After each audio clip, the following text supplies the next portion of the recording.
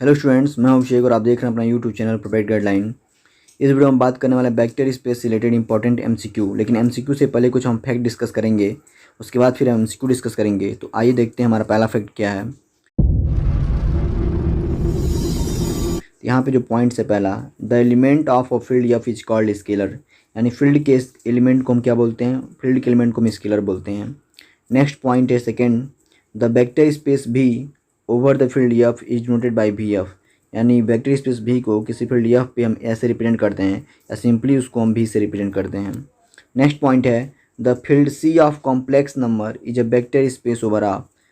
Complex field जो है ना, कॉम्प्लेक्स नंबर का जो फील्ड है वो एक वेक्टर स्पेस फॉर्म करता है रियल नंबर पे, ठीक है। यानी कॉम्प्लेक्स नंबर का फील्ड जो होगा वो रियल नंबर पे क्या फॉर्म करेगा, वेक्टर स्पेस फॉर्म करेगा। नेक्स्ट जो पॉइंट है, Q N is the vector space over the field Q.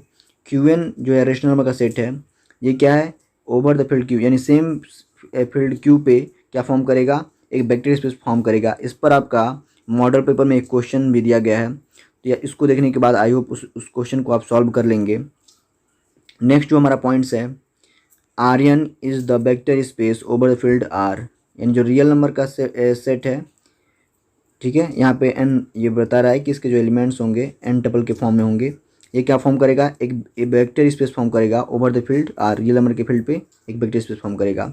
C N is the complex vector space. C N जो है वो कॉम्प्लेक्स वेक्टर, ये देखिए ये रियल नंबर का वेक्टर स्पेस है, ये रेशनल वेक्टर स्पेस बोलेंगे इसको, और एक सी एन क्या है, complex vector space over the field C. C N क्या है, कॉम्प्लेक्स वेक्टर स्पेस है, किस पे है, ओवर द फील्ड, यानी कॉम्प्लेक्स नंबर के फील्ड पे सी एन क्या है, कॉम्प्लेक्स वेक्टर फॉर्म करेगा। चलिए नेक्स्ट पॉइंट जो हम देखते हैं, नेक्स्ट पॉइंट है 7, a vector space consisting a single element namely the zero या vector zero is called zero space और null space and denoted by this, ठीक है। तो क्या है यहाँ पे, किसी वेक्टर स्पेस को जो सिंगल एलिमेंट कंटेन करता हो या कंसिस्ट करता हो, जिसे हम क्या बोलेंगे, जो क्या जीरो हो, उसे हम क्या बोलेंगे, जीरो स्पेस और नल स्पेस, क्या बोलेंगे इसको, जीरो स्पेस और नल स्पेस। और इसको रिप्रेजेंट करेंगे कैसे, हम ऐसे, ठीक है ना, सिंगलटन जीरो को हम इसे क्या रिप्रेजेंट करेंगे, हम सिंगलटन जीरो के फॉर्म में क्या बोलेंगे, जीरो स्पेस या नल स्पेस। काफ़ी इंपॉर्टेंट पॉइंट है, ध्यान रखिएगा। नेक्स्ट जो पॉइंट है हमारा, point number 8, the let V and W be two vector space. वी और डब्ल्यू क्या है, टू वेक्टर स्पेस हैं over the same field F. Same field F पे वी और डब्ल्यू दो वेक्टर स्पेस हैं, then V cross W form vector space over F. तो वी क्रॉस जो एफ होगा वो भी क्या फॉर्म करेगा, एक वी क्रॉस जो डब्ल्यू होगा वो क्या फॉर्म करेगा, वी क्रॉस डब्ल्यू भी एक वेक्टर स्पेस फॉर्म करेगा over the same field F पे। क्लियर है, यानी दो वेक्टर स्पेस वी और डब्ल्यू हैं over the same field F, तो उन दोनों का मल्टीप्लिकेशन भी एक वेक्टर स्पेस फॉर्म करेगा सेम फील्ड एफ पे। Next point 9, the set of all convergent sequence is a vector space over the field of real number. सभी कन्वर्जेंट सीक्वेंस का सेट यदि बना लें तो भी एक वेक्टर स्पेस फॉर्म करेगा, किस पे फॉर्म करेगा, रियल नंबर के फील्ड पे। चलिए नेक्स्ट पॉइंट देखते हैं। नेक्स्ट पॉइंट जो है हमारा वेक्टर सब स्पेस का डिफिनीशन है, तो आइए देखते हैं वेक्टर सब स्पेस क्या होता है।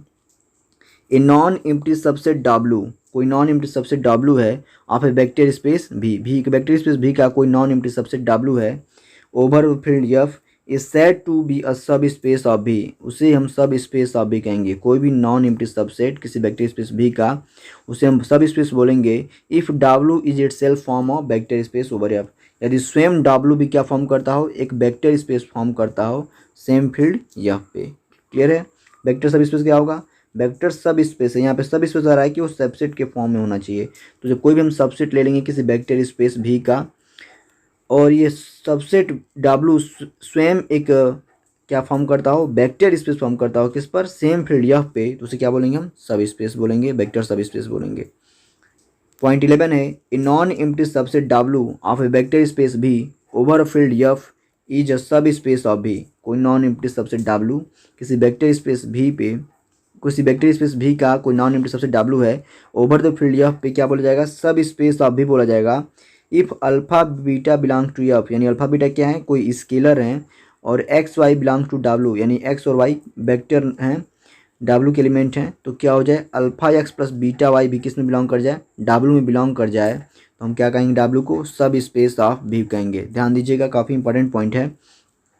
इसमें आपको पूछा जा सकता है, यहाँ तक देख के आपको ऑप्शन में ये सब दिया जा सकता है, इस तरह के पॉइंट चार्ट दिए जाएंगे, तो आप इस पर टिक लगा दीजिएगा, आंसर आपका राइट हो जाएगा।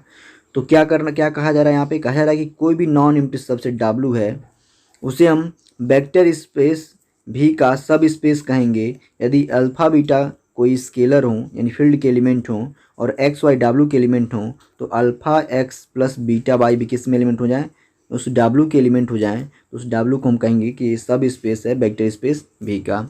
नेक्स्ट पॉइंट देखते हैं। नेक्स्ट पॉइंट है, ये भी एक थ्योरम है, the intersection of any two subspace of vector space V is also a subspace of V।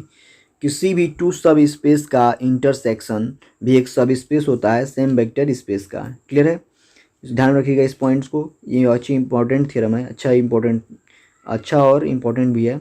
The intersection of any two subspace of a vector space V is also a subspace of V।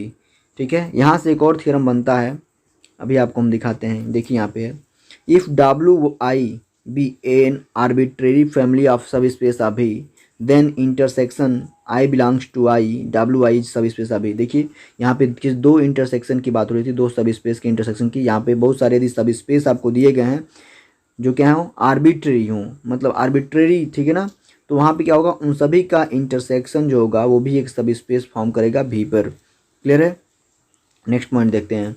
यहाँ पे देखिए लिखा गया है कि if W1 W2 are two subspace of a vector space V then W1 union W2 need not be a subspace. देखिए intersection तो एक सब स्पेस होगा, लेकिन W1 यूनियन W2 जो है वो जरूरी नहीं है कि एक सब स्पेस हो भी सकता है और नहीं भी हो सकता है। ध्यान रखिएगा इस पॉइंट को, यहाँ पे कन्फ्यूजन हो सकता है।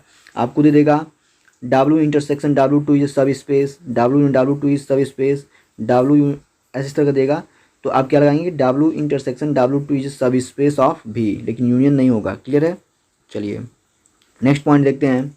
नेक्स्ट जो पॉइंट दिया गया है, if W1 W2 are two subspace of a vector space V then W1 union W2 is a subspace of V।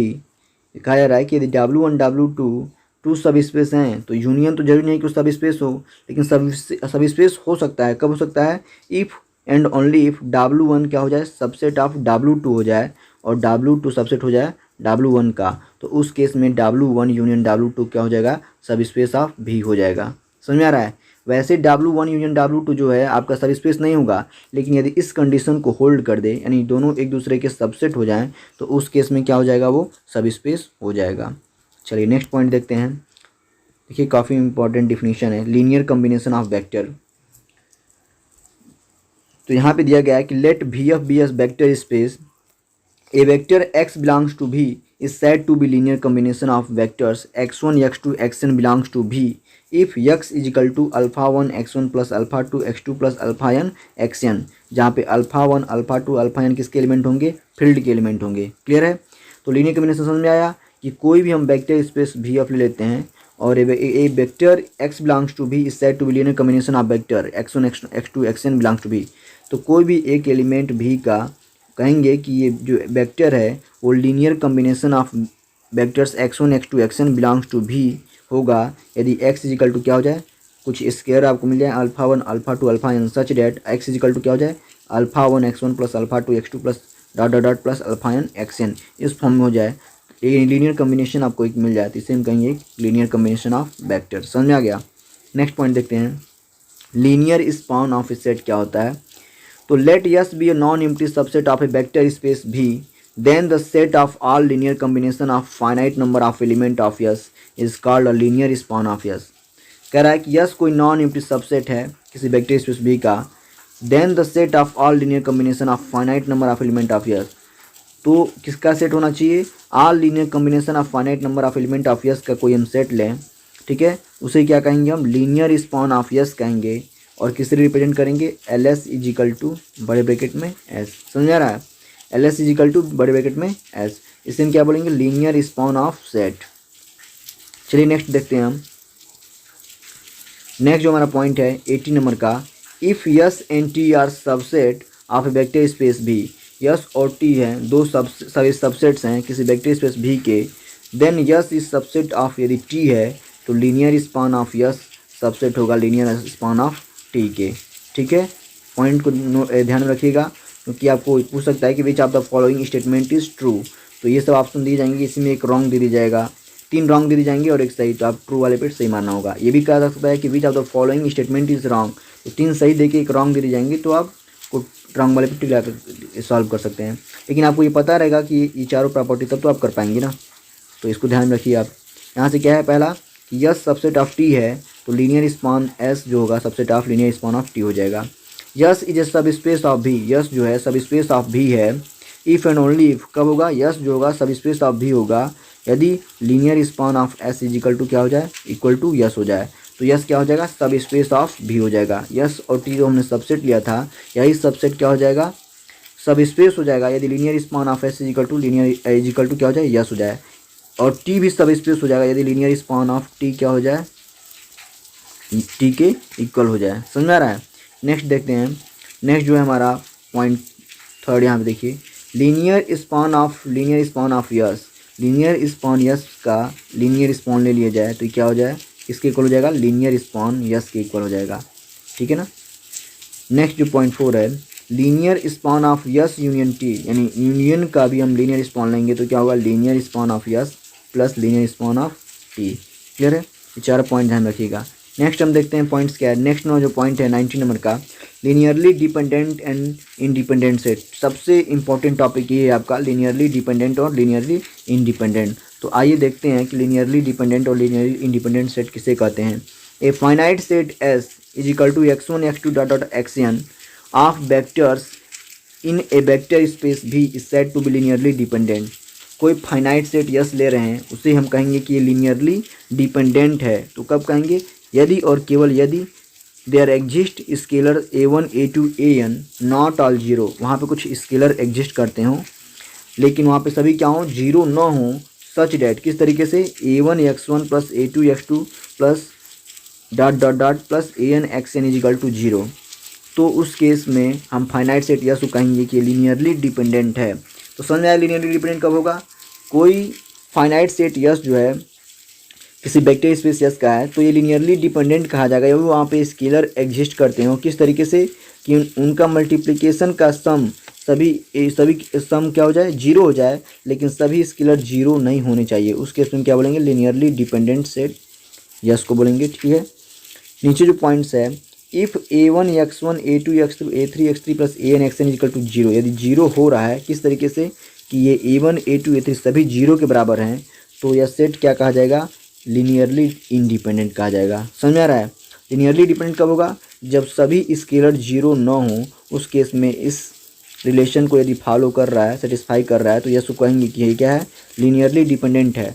लेकिन यदि उसमें सभी जीरो हो जा रहे हैं तो उसको क्या बोलेंगे हम, लीनियरली इंडिपेंडेंट। चलिए नेक्स्ट पॉइंट देखते हैं। N infinite set of vector भी इज लीनियरली इंडिपेंडेंट। कोई इनफाइनाइट सेट है किसी वेक्टर स्पेस भी का, तो उसे हम क्या कहेंगे, लीनियरली इंडिपेंडेंट कहेंगे। If every finite subset is linearly independent. समझ में आ रहा है। An infinite set of vector space V is linearly independent if every finite subset is linearly independent. समझ में आ रहा है। यदि कोई इनफाइनाइट सेट है और एक फाइनाइट सबसेट हम बना रहे हैं, यदि वो लीनियरली इंडिपेंडेंट होगा तभी उसे हम क्या कहेंगे, लीनियरली इंडिपेंडेंट कहेंगे। That is every subset of linearly independent set is linearly independent. दूसरे शब्दों में इसी स्टेटमेंट को हम कह सकते हैं कि कोई भी सबसेट ले रहे हैं और लीनियरली इंडिपेंडेंट का, तो भी सेट क्या होगा, लीनियरली इंडिपेंडेंट ही होगा। ठीक है, चलिए next point. A set consisting of a single non zero vector is linearly independent. A set consisting of a single non zero vector is क्या होगा, लीनियरली इंडिपेंडेंट होगा। समझ में आ रहा है। लीनियरली इंडिपेंडेंट क्या होगा, कोई भी आप सिंगल नॉन जीरो वेक्टर का कोई सेट ले रहे हैं, सिंगल, ठीक है ना, तो क्या होगा, लीनियरली इंडिपेंडेंट होगा। और जो नल सेट होता है, यहाँ पे एक चीज़ मैं आपको बता दूँ, जो नल सेट होता है वो भी क्या होता है आपका, लीनियरली इंडिपेंडेंट होता है। नल सेट को हम रिप्रेजेंट करते हैं ऐसे, नल सेट जो होता है वो भी क्या होता है, लीनियरली इंडिपेंडेंट होता है। चलिए नेक्स्ट पॉइंट हम देखते हैं। The set zero is linearly dependent. देखिए ये जो सेट है, सेट जीरो, ये क्या होगा, ये लीनियरली डिपेंडेंट होगा। लेकिन जो नल सेट है जिसके अंदर कोई एलिमेंट नहीं है, ऐसे है, वो क्या होगा, ये जो होगा वो लीनियरली इंडिपेंडेंट होगा। इस चीज़ को ध्यान रखिएगा। यदि ये वाला सेट देगा तो क्या होगा, लीनियरली डिपेंडेंट, लेकिन ये होगा तो क्या होगा, लीनियरली इंडिपेंडेंट। क्लियर है। चलिए नेक्स्ट पॉइंट देखते हैं। A set of vector containing at least one zero vector is linearly dependent. किसी सेट ऑफ वेक्टर्स जिसके अंदर क्या हो, एटलीस्ट वन जीरो वेक्टर हो, क्या हो जाए, वन जीरो वेक्टर हो, वो क्या कहा जाएगा, लीनियरली डिपेंडेंट कहा जाएगा। A set of vectors containing at least one zero vector is linearly dependent, वो लीनियरली डिपेंडेंट होगा। Every superset of linearly dependent set is linearly dependent. ठीक है। यदि आप कोई सुपर सेट ले रहे हैं लीनियरली डिपेंडेंट सेट का, तो भी लीनियरली डिपेंडेंट होगा। जैसे कि आप अभी हमने बोला कि in every subset of linearly independent set is linearly independent. यदि किसी लीनियरली इंडिपेंडेंट का सबसेट लेंगे तो लीनियरली इंडिपेंडेंट ही होगा, और किसी लीनियरली डिपेंडेंट का सुपर सेट ले रहे हैं तो भी क्या होगा, लीनियरली डिपेंडेंट होगा। क्लियर है। नेक्स्ट पॉइंट देखते हैं हम लोग। If A vector x is linearly combination of vectors x1 x2 dot dot xn, then the set x1 x2 dot dot dot xn is linearly dependent। कह रहा है कि कोई वेक्टर x जो है वो linear combination of this given vectors है, तो सेट यदि उस वेक्टर्स को भी हम कंसीडर कर लें, x को कंसीडर कर लें इसमें, तो क्या हो जाएगा, जो सेट बनेगा वो क्या होगा, लीनियरली डिपेंडेंट होगा। समझ में आ रहा है ना। कोई भी वेक्टर यदि लीनियर कॉम्बिनेशन बना रहा है किसी वेक्टर का, और उसके साथ उस वेक्टर को यदि हम ले लें तो लीनियरली डिपेंडेंट सेट होगा। ठीक है। नेक्स्ट पॉइंट देखते हैं हम लोग। A set x1 x2 xn of non zero vector, कोई सेट नॉन जीरो वेक्टर्स का हम ले रहे हैं, वो लीनियरली डिपेंडेंट है। इफ़ एंड ओनली इफ, कब होगा linear dependent, there exist some vector x के, यहाँ पे k 2 और n के बीच में रहेगा, of the set which is a linear combination of its preceding vectors. कोई सेट हमने ले लिया x1 x2 xn, ये लीनियरली डिपेंडेंट होगा यदि और केवल यदि वहाँ पे एक ऐसा वेक्टर x के एग्जिस्ट करता हो जो 2 और n के बीच में हो, या फिर इक्वल भी हो सकता है, तो और क्या बनाता हो, ये जो हो क्या हो, which is linear combination of its preceding vector, अपने पहले वाले वेक्टर का लीनियर कॉम्बिनेशन हो, तो इस केस में जो सेट ये है आपको क्या बोलेंगे हम लोग, लीनियरली डिपेंडेंट कहेंगे। नेक्स्ट पॉइंट देखते हैं हम लोग। नेक्स्ट पॉइंट है, if X Y Z are linearly independent, यदि एक्स वाई जेड जो हैं 3 एलिमेंट्स 3 वेक्टर्स, ये क्या हों, लीनियरली इंडिपेंडेंट हों of a vector space, then X plus Y Y plus Z Z plus X are also linearly independent. समझ में आ रहा है ये चीज़। कह रहा है कि यदि एक्स वाई जेड सभी क्या हों, लीनियरली इंडिपेंडेंट हों, तो उनका सम का यदि हम एक सेट बनाएंगे तो भी क्या होगा, लीनियरली इंडिपेंडेंट होगा। ठीक है। नेक्स्ट पॉइंट देखते हैं। Null set is linearly independent. देखिए अभी हम बोल रहे थे नल सेट को हम रिप्रेजेंट करते हैं ऐसे, ये क्या होता है, लीनियरली इंडिपेंडेंट होता है। लेकिन यदि आप इस सेट की बात करेंगे सिंगलटन सेट की, तो क्या होगा, लीनियरली डिपेंडेंट। नेक्स्ट पॉइंट देखते हैं, बेसिस एंड डायमेंशन। ठीक है ना। तो इस पर क्वेश्चन आपको न्यूमेरिकल आते हैं, तो आइए देखते हैं बेसिस एंड डायमेंशन होते क्या हैं। A non empty subset S of a vector space V F is said to be a linear, या फिर बेसिस, क्या कहा जाएगा, लीनियर बेसिस और ए बेस, लीनियर बेसिस और ए बेस ऑफ भी, if and only if yes is linearly independent. तो ये कोई नॉन एम्प्टी सबसेट यस है, इसे ही हम बेसिस कहेंगे किसी वेक्टर स्पेस भी का, यदि क्या हो जाए, यस जो है लीनियरली इंडिपेंडेंट हो जाए, और क्या हो जाए, भी इज जनरेटेड और स्पेंड बाय यस, जो भी हो वो जनरेटेड और स्पेंड बाय यस हो जाए, यानी यस के द्वारा स्पेंड किया जाए, तो उसे भी हम क्या बोलेंगे, तभी हम बोलेंगे उसे कि वो बेसिस है। ठीक है ना। यदि वो स्पेंड किया रहा है तो भी इज इक्वल टू ऐसे लिखेंगे। ठीक है।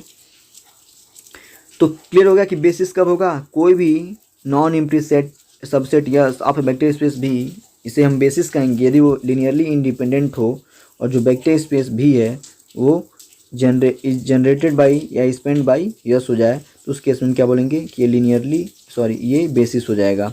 अब डायमेंशन देखते हैं, डायमेंशन क्या होता है। Dimension, if a basis of a vector space is finite set, कोई बेसिस है वो क्या हो जाए, फाइनाइट सेट हो, कंटेनिंग एन एलिमेंट, मतलब उसमें एन एलिमेंट हो, काउंटेबल नंबर ऑफ एलिमेंट हो, देन भी is called N N dimensional vector space. ठीक है ना।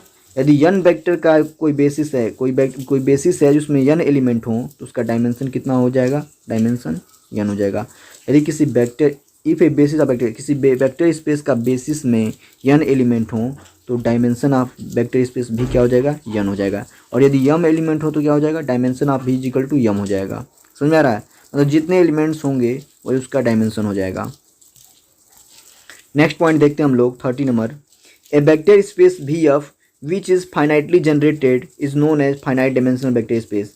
कोई वेक्टर स्पेस वी ऑफ यदि जो फाइनाइटली जनरेटेड हो रहा है तो उसे हम क्या बोलेंगे, फाइनाइट डायमेंशनल वेक्टर स्पेस। देखिए जितने भी पॉइंट्स इसमें हमने नोट किए हैं वो 50 हैं, और इस वेक्टर स्पेस से 50 पॉइंट पढ़ने के बाद मुझे लगता है कि आपको वेक्टर स्पेस से रिलेटेड ये भी क्वेश्चन आपको बाहर से मिलेगा। ठीक है, तो आप 50 जो पॉइंट्स हैं उसको ध्यान से रखिए, फिर आगे इसी वीडियो में आपको हम MCQ क्वेश्चन उस पर करा देते हैं।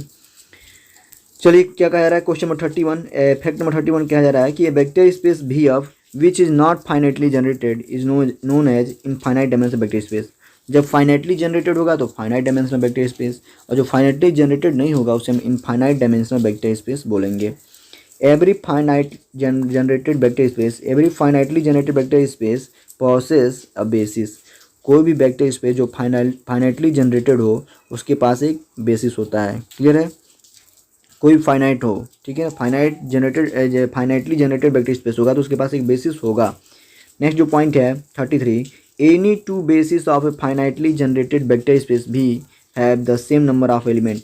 यदि किसी फाइनाइटली जनरेटेड वेक्टर स्पेस भी के यदि दो बेसिस हैं तो उन दोनों में जो नंबर ऑफ एलिमेंट होंगे वो बराबर होंगे। यदि पहले बेसिस में n हो रहा है एलिमेंट्स और दूसरे में m हो रहा है तो n is equal to m होगा। ये थ्योरम है, काफ़ी इंपॉर्टेंट है। चलिए नेक्स्ट पॉइंट देखते हैं। जो नेक्स्ट पॉइंट है हमारा 44, देखिए यहाँ पे 44 हो गया है 33 के बाद। चलिए देखते हैं, जो भी हो मिस्टेक हो गया है या फिर एक पेज इधर हो गया होगा।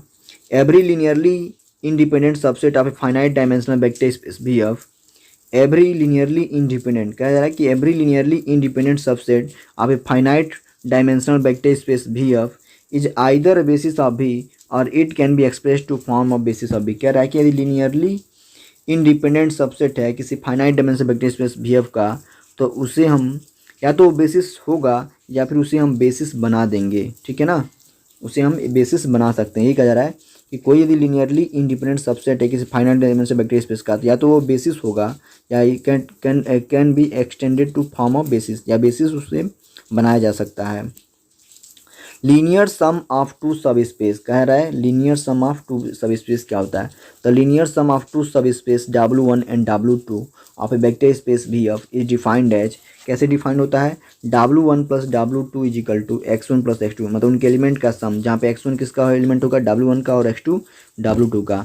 तो लीनियर सम समझ में आ गया। लीनियर सम जनरल सम होगा जहाँ पे W1 प्लस W2 यदि करेंगे तो इसका वैल्यू होगा X1 प्लस X2 सच डेट X1 होगा W1 का एलिमेंट और X2 होगा W2 का एलिमेंट। अब यहाँ पे एक चीज़ और बताया जा रहा है, clearly W1 subset of W1 plus W2। जब W1 प्लस W2 में जब दोनों के एलिमेंट होंगे तो W1 जो होगा वो सबसेट होगा नहीं W1 प्लस W2 का, और ऐसे ही W2 जो होगा वो सबसेट होगा W1 प्लस W2 का।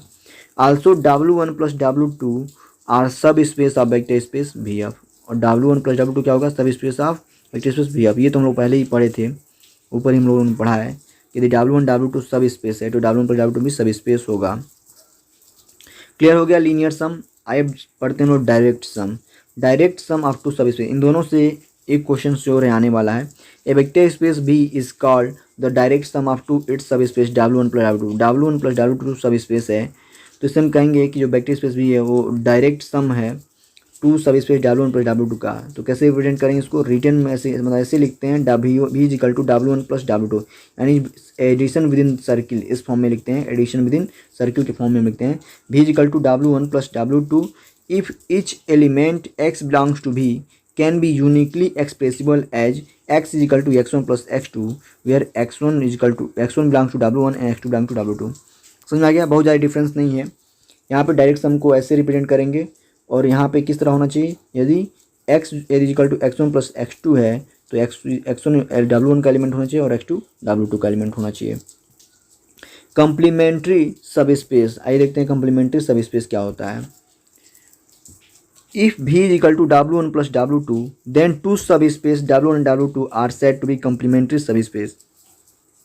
यानी कोई वेक्टर स्पेस भी है और दो सब स्पेस को अपने दो सब स्पेस का डायरेक्ट सम बन रहा है, डायरेक्ट सम है, तो उससे हम क्या बोलेंगे, कॉम्प्लीमेंट्री सब स्पेस। समझा गया। नेक्स्ट पॉइंट देखते हैं। नेक्स्ट पॉइंट 48 है, इफ़ भी is finite dimensional vector space over the field F, यदि भी है फाइनाइट डायमेंशनल वेक्टर स्पेस है over the field F and it is the direct sum of its subspace W1 W2, और W1 W2 का direct sum है, तो dimension of भी जो होगा वो dimension of W1 plus dimension of W2 होगा। काफ़ी इंपॉर्टेंट पॉइंट है, ध्यान रखिएगा। यदि कोई भी जो है फाइनाइट डायमेंशन वेक्टर स्पेस है और वो अपने दो सब स्पेस का डायरेक्ट सम है, तो जो डायमेंशन ऑफ भी होगा वो क्या होगा, dimension of W1 plus dimension of W2। Next point हम देखते हैं, if W1 W2 are finite dimensional subspace of a vector space V, W1 W2 क्या हो, W1 W2 फाइनाइट डायमेंशनल सब स्पेस हैं किसी वेक्टर स्पेस भी का, और W1 प्लस W2 जो भी है finite dimensional, then W1 plus W2 भी क्या हो जाएंगे, फाइनाइट डायमेंशनल हो जाएंगे, और dimension of W1 plus W2 जो होगा वो dimension of W1 plus dimension of W2 minus dimension of W1 intersection W2 होगा। क्लियर है ये चीज़। कहा जा रहा है कि यदि W1 और W2 जो है फाइनाइट डायमेंशनल सब स्पेस हैं किसी वेक्टर स्पेस भी का, तो जो W1 प्लस W2 होंगे वो भी फाइनाइट डायमेंशनल होंगे, और उनका जो डायमेंशन होगा, dimension of W1 plus W2 क्या होगा, किसके इक्वल होगा, dimension of W1 plus dimension of W2 minus dimension of W1 intersection W2। इस फार्मूले को याद रखिएगा। नेक्स्ट जो पॉइंट है, if W B a subspace of a finite dimensional vector space भी, ठीक है, यदि W क्या है, कोई सब स्पेस है किसी फाइनाइट डायमेंशनल वेक्टर स्पेस भी का, तो जो डायमेंशन ऑफ भी अपन W होगा वो क्या होगा, डायमेंशन ऑफ भी माइनस डायमेंशन ऑफ W। काफ़ी इंपॉर्टेंट पॉइंट है, ध्यान रखिएगा। डायमेंशन ऑफ ये एग्जाम में पूछा भी गया है, डायमेंशन ऑफ भी अपन W क्या होगा, डायमेंशन ऑफ भी minus dimension of W। Clear है। चलिए अब देखते हैं इस पे जो MCQ पूछे गए हैं उनको हम सॉल्व कर लेते हैं। तो आइए देखते हैं। देखिए वेक्टर स्पेस एंड सब स्पेस से रिलेटेड MCQ है। जो पहला MCQ यहाँ पे हमको दिया गया है, which of the following is a vector space, कह रहा है कि कौन सा जो है वो एक वेक्टर स्पेस है। तो अभी हम लोगों ने पढ़ा है, आइए दिखा भी देते हैं आपको हम, आप खुद बताइएगा।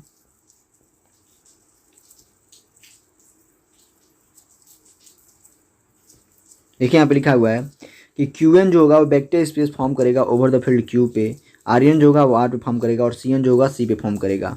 क्लियर है। और ये कॉम्प्लेक्स नंबर का जो फील्ड है वो भी वेक्टर स्पेस R पे फॉर्म करेगा, यानी Qn Q पे, Rn R पे, Cn C पे।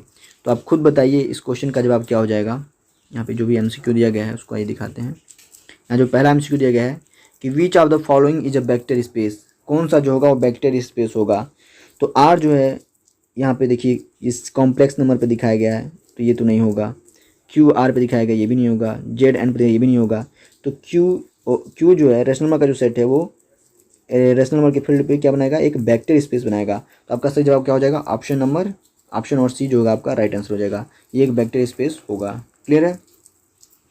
नेक्स्ट पॉइंट, नेक्स्ट जो क्वेश्चन है, which of the following set of vectors V is equal to A1 A2 AN in Rn, मतलब Rn का कोई एक एलिमेंट हमने भी ले लिया, where n is greater than equal to 3, n का वैल्यू क्या है, ग्रेटर देन और इक्वल टू 3 है, are subspace of Rn, ये क्या होगा, एक सब स्पेस होगा Rn का। कब होगा, कहा जा रहा है यहाँ पे आल भी such that A2 is equal to A1 square, A2 की इक्वल टू क्या हो जाए, A1 स्क्वायर हो जाए, तब कहा जाएगा।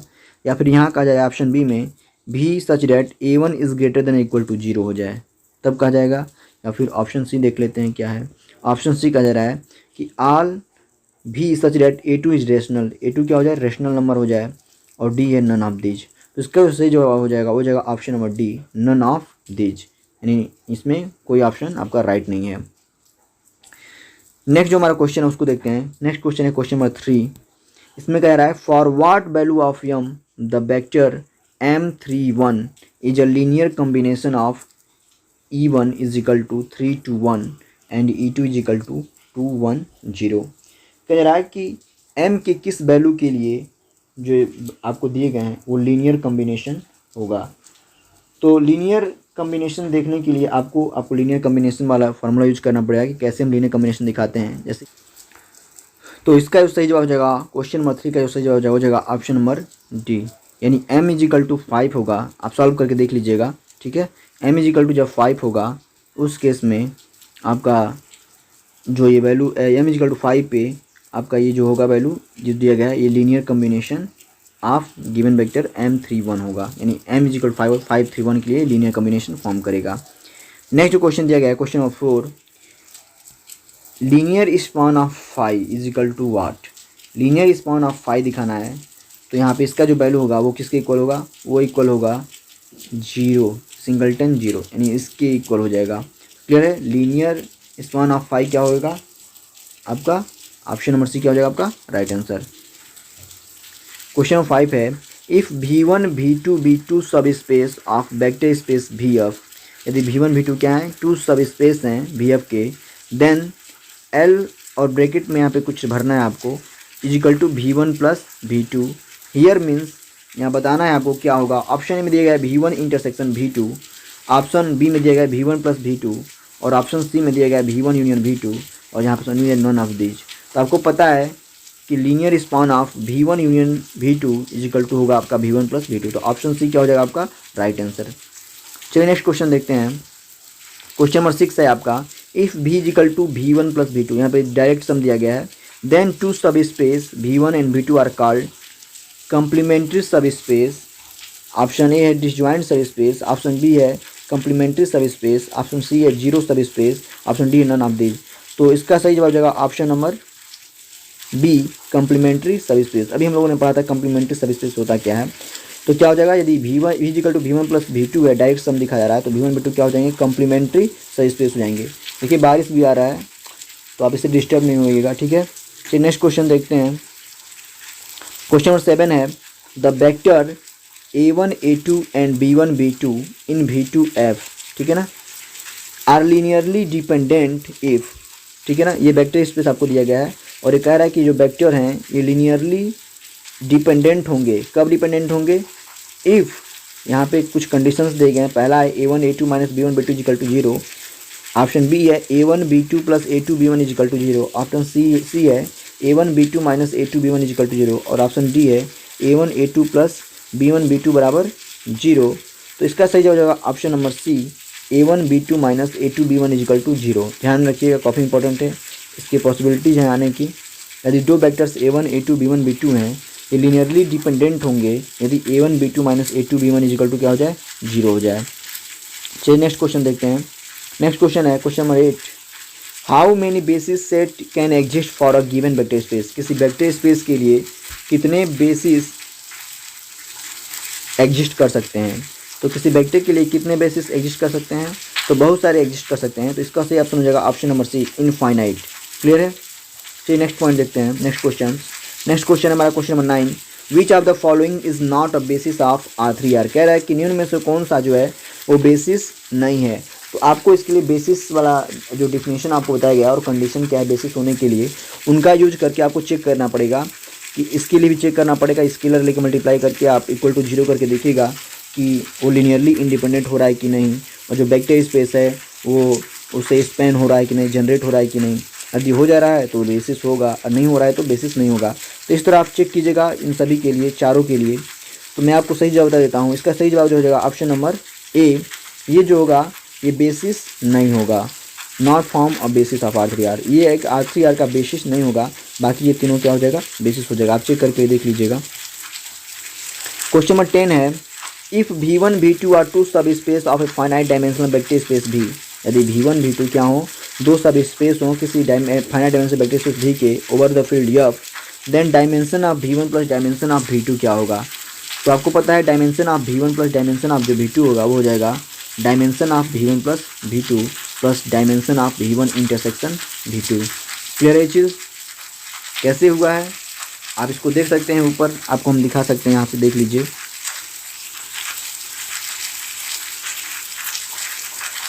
जो भी हमने फैक्ट पढ़ाया है, देखिए यहाँ पे दिया गया है कि dimension of W1 plus W2, यहाँ पे V1 V2 नहीं था, यहाँ पे W1 प्लस W2 दिया गया है। तो आपसे पूछा गया है कि dimension of W1 plus W2 किससे इक्वल होगा। तो किससे इक्वल होगा, dimension of W1 plus W2 plus dimension of, इसको इधर ट्रांसफर कर देंगे तो प्लस के फॉर्म में आ जाएगा। क्लियर है चीज़। तो आइए इसका हम सही जवाब बता देते हैं कि इसका सही जवाब क्या होगा आपके क्वेश्चंस का। क्वेश्चन नंबर आपका 10 था, यदि V1 V2 क्या है, टू सब स्पेस हैं किसी 5 डायमेंशन वेक्टर स्पेस V के ओवर द फील्ड F, तो इनका जो अलग अलग सम होगा ये इंटरसेक्शन वाले जब ट्रांसफर करेंगे तो dimension of V1 plus dimension of V1 पर V2 plus dimension of V1 intersection V2, तो ऑप्शन बी क्या हो जाएगा आपका राइट आंसर हो जाएगा। चलिए नेक्स्ट पॉइंट देखते हैं। नेक्स्ट जो क्वेश्चन है हमारा 11 नंबर का, if U and W be two subspace of a finite dimensional vector space VF, U और V क्या है, U और W हैं दो सब स्पेस हैं किसी finite dimensional vector space VF के, एंड जो V है U प्लस W यानी U और W का डायरेक्ट सम है, तो dimension of U plus W क्या होगा, तो जो dimension of U plus W होगा वो क्या होगा, dimension of U plus dimension of W के इक्वल, तो ऑप्शन सी क्या हो जाएगा आपका राइट आंसर हो जाएगा। क्वेश्चन नंबर 12 देखते हैं। क्वेश्चन नंबर 12 है, each सब space W of a finite dimensional vector space V over a field F of dimension n is finite dimensional space with, कह रहा है कि कोई सब स्पेस W है किसी finite dimensional vector space V के over field F of dimension n, यानी V के यहाँ पे दिया गया कि डायमेंशन n है और W एक सब स्पेस है, तो डायमेंशन ऑफ ये फाइनाइट डायमेंशन विथ उसका डायमेंशन आपको बताना कि कंडीशन कौन सा होल्ड करेगा, डायमेंशन ऑफ W जो होगा वो n से ग्रेटर होगा, लेस होगा या इक्वल होगा, क्या होगा, तो यहाँ पर देखिए जो इसका राइट आंसर हो जाएगा वो हो जाएगा ऑप्शन नंबर बी। अब चूंकि W क्या एक सब स्पेस है तो जाहिर सी बात है उसका जो भी डायमेंशन होगा वो चूँकि वेक्टर स्पेस V का है और V का जो डायमेंशन वो n है, तो उससे वो लेस देन ही होगा या फिर इक्वल टू हो सकता है, ठीक है, तो डायमेंशन ऑफ W क्या हो जाएगा, लेस देन और इक्वल टू n, तो ऑप्शन बी क्या हो जाएगा आपका राइट आंसर हो जाएगा। क्वेश्चन नंबर 13 देखिए, 13 है, if W is a m dimensional subspace of n dimensional subspace VF, then dimension of the quotient space V upon W, कह रहा है कि dimension of quotient space V upon W का मतलब quotient space V अपन W का dimension क्या होगा, और आपको डायमेंशन W का जो डायमेंशन है वो m है और जो ये V का जो डायमेंशन वो क्या है n है, तो क्या होगा इसका डायमेंशन, तो पहला ऑप्शन दिया गया dimension W minus dimension V, ये नहीं होगा, dimension W plus dimension V, ये भी नहीं होगा। अगला ऑप्शन दिया गया है option number C, dimension V minus dimension W, तो यही आपका राइट आंसर हो जाएगा, क्योंकि आपको पता है कि dimension of V upon W क्या होता है, dimension of V minus dimension of W, clear है, तो ऑप्शन सी क्या हो जाएगा आपका राइट आंसर हो जाएगा। नेक्स्ट क्वेश्चन देखते हैं। क्वेश्चन नंबर 14 है, क्वेश्चन 14 है, if VF is a vector space M is it's सब space, if VF is a vector space M is its subspace, dimension of V is equal to n and dimension of V upon W is equal to R, then dimension of M is equal to what। देखिए अब उसी ऊपर वाले question पे ये solve होगा। कहा जा रहा है जो डायमेंशन ऑफ V है वो n है, डायमेंशन ऑफ M जो है उसका सब स्पेस है और dimension of V upon W जो R है, तो डायमेंशन ऑफ M पूछा जा रहा है। आपको पता है dimension of V upon W का क्या होता है वैल्यू, इसका वैल्यू होता है dimension of V minus dimension of M, ये होगा। तो आपसे डायमेंशन ऑफ जब M पूछा जाएगा तो ये किसके इक्वल हो जाएगा, डायमेंशन ऑफ M जो होगा वो क्या हो जाएगा, dimension of V minus dimension of V upon M के इक्वल हो जाएगा, क्लियर है। यानी इसको इधर ट्रांसफर कर दीजिए और इसको इधर ट्रांसफर कर दीजिए, तो dimension of V minus dimension of V upon M, तो डायमेंशन ऑफ V क्या है, डायमेंशन ऑफ V n है और dimension of V upon M क्या है, R है, तो n माइनस R आपका आंसर हो जाएगा। देखते हैं ऑप्शन नंबर कौन सा सही हो जाएगा, n minus R, option B क्या हो जाएगा आपका राइट आंसर हो जाएगा। तो क्लियर है ये चीज़, dimension of V upon W R है तो डायमेंशन ऑफ M क्या हो जाएगा n minus R, option B क्या हो जाएगा आपका राइट आंसर हो जाएगा। फिर नेक्स्ट क्वेश्चन देखते हैं। देखिए आइसोमॉर्फिज्म ऑफ वेक्टर स्पेस पे है ये। क्वेश्चन नंबर 15 है, which one of the following is different, कह रहा है कि कौन सा जो है वो डिफरेंट है। पहला ऑप्शन दिया गया है लीनियर मैपिंग, क्या है लीनियर मैपिंग, दूसरा है लीनियर ट्रांसफॉर्म, तीसरा है वेक्टर स्पेस आइसोमॉर्फिज्म और डी है वेक्टर स्पेस होमोमॉर्फिज्म। तो इसका सही जवाब हो जाएगा ऑप्शन नंबर सी, ये दिस इज डिफरेंट। क्यों डिफरेंट है कि जो लीनियर मैपिंग होता है वो लीनियर ट्रांसफॉर्म इसको भी बोलते हैं और उसी को हम वेक्टर स्पेस होमोमॉर्फिज्म बोलते हैं। ये तीनों जो वर्ड हैं वो एक ही हैं, इसलिए जो हमारे ऑप्शन नंबर सी होगा वो क्या हो जाएगा, डिफरेंट हो जाएगा, इसलिए इसका सही हो जाएगा ऑप्शन नंबर सी। चलिए नेक्स्ट पॉइंट देखते हैं। क्वेश्चन नंबर जो 16 है, if two finite dimensional vector space U and V over a field F are isomorphic. कह रहा है कि दो finite dimensional vector space U and V over the field F में हैं और ये आइसोमॉर्फिक होंगे यदि और केवल यदि। अब देखिए ये जो क्वेश्चन है ना आपके मॉडल पेपर में दिया गया है, यदि आप मॉडल पेपर को सॉल्व नहीं कर पाएँ तो कमेंट में जरूर बताइएगा, उस मॉडल पेपर का सोल्यूशन आपको हम प्रोवाइड कर देंगे। क्लियर है? तो आइए देखते हैं उस मॉडल पेपर का सोल्यूशन। यदि आपने आंसर दिया था तो फिर क्या दिया था।